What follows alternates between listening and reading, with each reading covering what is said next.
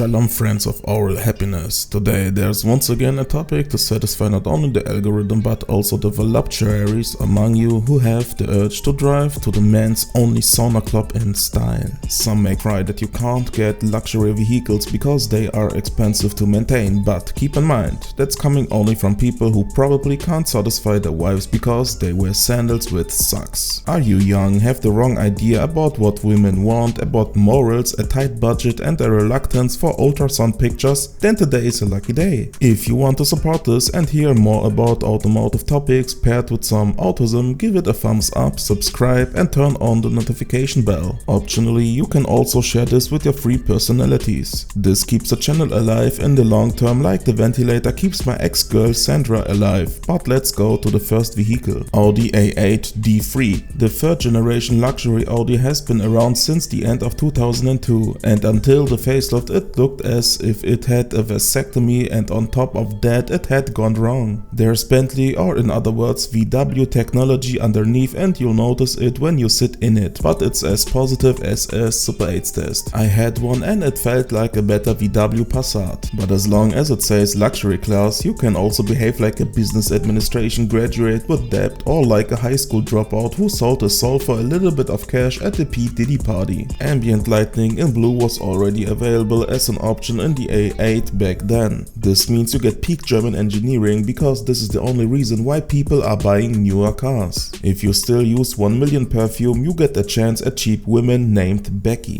The backseat area of the A8 is very large and there is plenty of space in the back for post-marital activities such as holding hands. Ironically, you can drive the Audi A8 quite dynamically. This is very surprising for a 5-meter long 2-ton blimp, but the reason for this is the aluminium body. If you decide to buy a big luxury car in order to drive sporty, then go for it, because there's no sense in you anyway. The 3.7 and 4.2 petrol engines without the FSI designation are V8 engines with timing belts and are known to be very solid. FSI stands for Fecalus Scrotum Interruptus, which is Latin or Klingon, I don't know. Anyway, it means trust issues or some sort of anal exorcism, but not the good one. Alternatively, the 4.2 TDI with the 4.1 liter V8 bi-turbo diesel engine would be the best choice, as you get a consumption of 7 liters when driving normally on the motorway. But that's only for long distance journeys and men who don't want to get home to their wife quickly. Audi A8s with a 4.2 TDI cost around 6,000 euro and can get up to over 20,000 euro. Funny enough, the cars in the higher price range have as many kilometers on the clock as the cars in the lower price range. You definitely should distance yourself from the 3.2 FSI as much as you would from stepchildren. It is equipped with a failing timing chain system, and this problem is known at VW. Things get really fun with the V10 in the S8 or the VW 12-cylinder. The funny thing here is to look on the mechanic's face when you go up to him and tell him to change the water pump. Parts that should definitely be checked for function are the blower motor, the PDC, window regulators, electric handbrake and the air conditioning. The great thing about VW is that you only have to have one PDC sensor fail and then the whole PDC system no longer works. The SOB award from this area goes to the person who came up with it. I challenge you now to try to park an Audi A8 with no working PDC without tackling a pensioner and then forcing him to give up after you finish him with the leg drop. I haven't managed it to do this to this day. Away from the 4 erection rings over to the BMW 7 Series E65.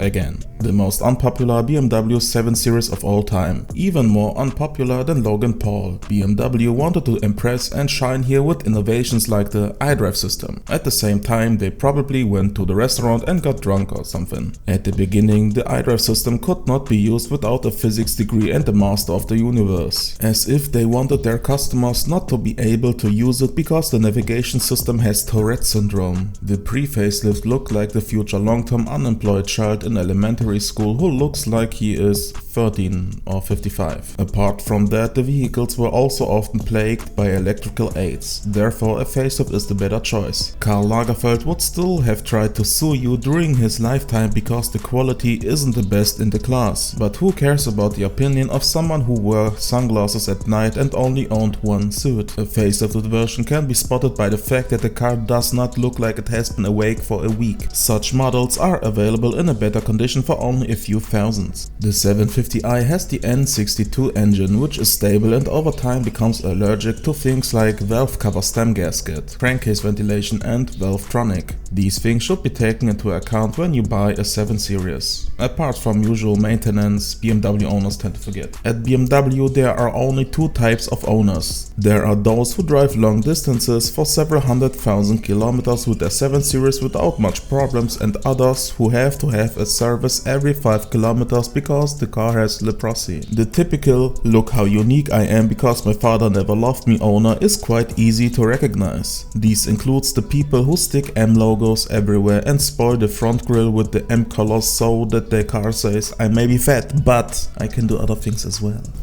But that's too German for us. We also have to deal with minorities, namely the Gilf Hunter mobile called Jaguar XJ 308. This makes it easy to let out the Mozart drip.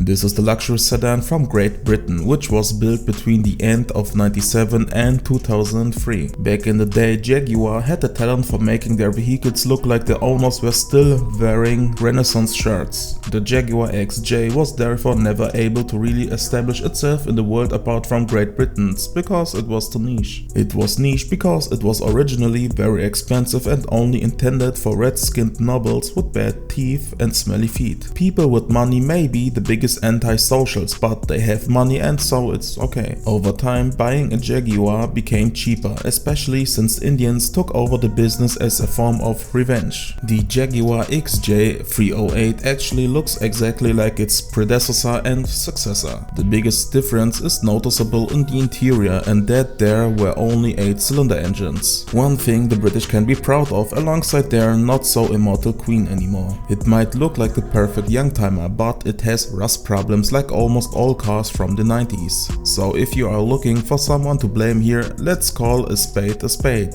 Phil Collins. The chain tensioner and slide rail on the engine are made of plastic, which can lead to failure as well. This means they don't last forever and the timing chain can lengthen, which then leads to the car dying, at least until the end of 2000. The electronics are also somewhat sensitive, but that was usually due to a weak battery and bad cable management. You can get some for less than 5,000. Collector items cost 5 figures, but why should you lock up a car like that in the same place where you hide your wife, daughter and her kids? There is even more of an underdog feeling with the Lexus LS430. When you see one, you automatically somehow think of the Mercedes W140 S-Class and Lizzo's stomach, which has its own gravitational field. The body shape is just as chunky and the taillights look very similar as well. In terms of driving, comfort and quality, it definitely competes with the Mercedes S-Class. Lexus always scores with longevity and boredom, because they don't break down and you have nothing to do, unlike BMW drivers. This Lexus was available from 2000 to 2006, but unfortunately it couldn't quite match the success of the previous model. Packed with features that usually work and a 4.3-liter V8 engine that is driven by a timing belt, the car usually causes next to no problems. That's why so many of them have so many miles on the clock. You don't need anything more than oil changes here. The most expensive part here can be the repair of the air suspension, which is why people in America install strut conversion kits to get rid of this expensive problem. Because destroying something that works is fun. Since we Euro pussies are retarded, there are not many Lexus LS430 models here, but you can get one for 5 to 6k. There are people selling them for more, but those are usually weird lunatics. Here in Europe you would have to get one from the USA. In diabetic America, young dudes like to buy the car and convert it to VIP style, because that's what the car is supposedly made for.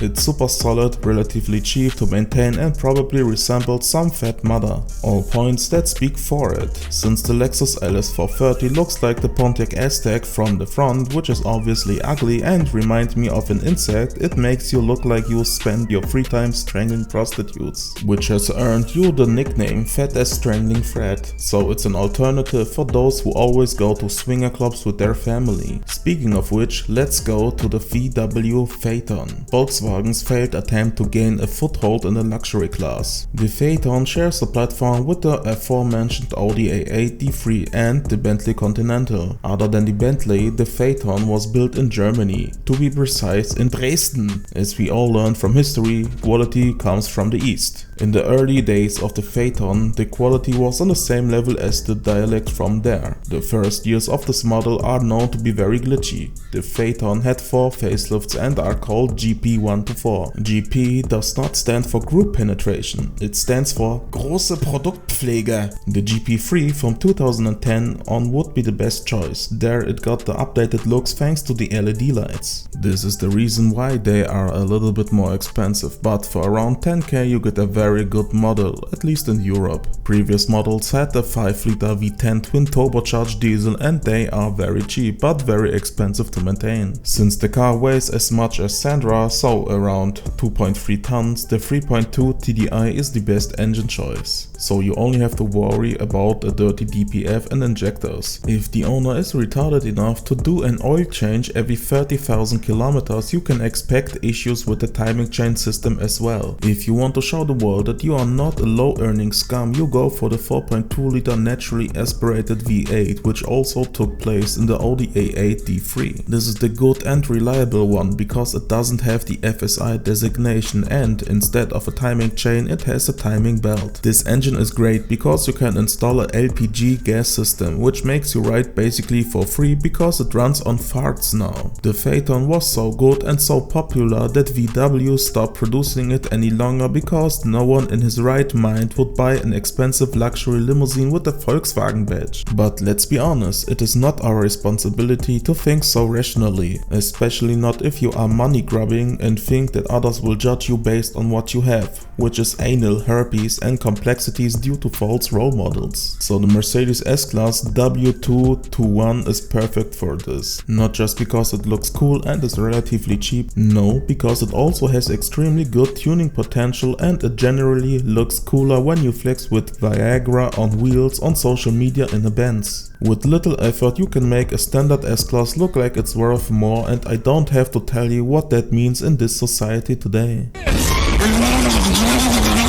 This S-Class was available from the end of 2005 to 2013. You should stay away from the first models as they are more susceptible to electronic defects and engine problems. This still doesn't stop some groups from buying the first produced models for little money, but their definition of street credibility is being a made man by benefiting from social welfare. To answer the question, why not a predecessor model W220? Because it is more expensive to maintain as it is more prone to problems such as the first generation ABC suspension, the electrical system, rust and generally older technology. Unless you just get hard on one because your grandpa tried to tongue kiss you in it, then it's fine, but both models are now almost identically priced and the W221 is not a young timer yet. We are interested in the S-Class from 2007, which you can get in a reasonable condition for around 8k, either as a 3-liter diesel, 3.5-liter V6 naturally aspirated or V8 naturally aspirated petrol engine. Until the end of 2006 the petrol engines had problems with the timing chain system. You can read about it on German Wikipedia, and the part that causes timing chain problem is called Umlenkzahnrad im Kettentrieb der Steuerkette. So you should take note that the engines built until the end of 2006 can be garbage, not the models to this year. You can easily check this using the engine number. If the last 6 digits are higher than 088611, then I congratulate you, you can read and have the upgraded timing chain system in your car. Hence you can expect reliability from the M272 and M273 engine. These engines are generally very robust if you know what maintenance is. For many people, upper class means Mercedes, and these people have a limited horizon. But this is like buying an adult romance film because of its story. If you are like me and are exactly those kinds of people, you should consider subscribing and liking this video because I'm so accurate.